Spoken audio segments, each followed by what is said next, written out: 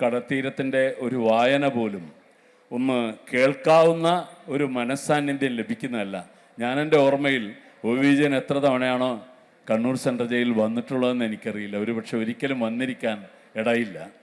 പക്ഷേ ഈ കണ്ണൂർ സെൻട്രൽ ജയിലിലേക്കുള്ള ഒരു യാത്ര, ആ യാത്രയുടെ ചെറിയൊരു ഭാഗമാണ് ഇപ്പോൾ വായിച്ചത്. പക്ഷേ ആ യാത്ര എന്നത്, ആ തീവണ്ടിക്ക് വന്ന് നിന്ന് കാത്തു നിന്ന് ടിക്കറ്റ് എടുത്ത് യാത്ര ചെയ്യുന്നത്, എന്നിട്ട് പോകുമ്പോൾ വഴിയിലുള്ള ഓരോരുത്തരോടും യാത്ര ചോദിക്കുന്നത്, എന്ന് ഒടുവിൽ കണ്ണൂർ സെൻട്രൽ ജയിലിൽ എത്തുന്നത്, ഈ സമയം കഴിയുമ്പോൾ ഇങ്ങനെ നടന്നു പോകുന്നൊരു ദൃശ്യം, ഏതാണ്ട് ഈ വിയോഗത്തിൻ്റെ, മരണത്തിൻ്റെ, അതല്ലെങ്കിൽ ജയിലിൻ്റെ, ജയിൽവാസത്തിൻ്റെ, അതിൻ്റെ ഏകാന്തതയുടെ, അത് സൃഷ്ടിക്കുന്ന മൗനത്തിൻ്റെ ആഴം ഒരു കഥയ്ക്ക് എങ്ങനെ അനുഭവിപ്പിക്കാൻ കഴിയുമെന്നത് ഷെറി സംവിധാനം ചെയ്ത കടൽത്തീരത്ത് എന്ന ചലച്ചിത്രമുണ്ട്. ആ ചലച്ചിത്രം ദർശന എന്ന ചാനലിൽ ഞാനാണ് പ്രസൻറ്റ് ചെയ്തത്. ആ കാലത്ത് ഞാൻ ആ ചാനലിൽ ഏതാണ്ട് കുറച്ചു കാലം പ്രവർത്തിച്ചിട്ടുണ്ട്.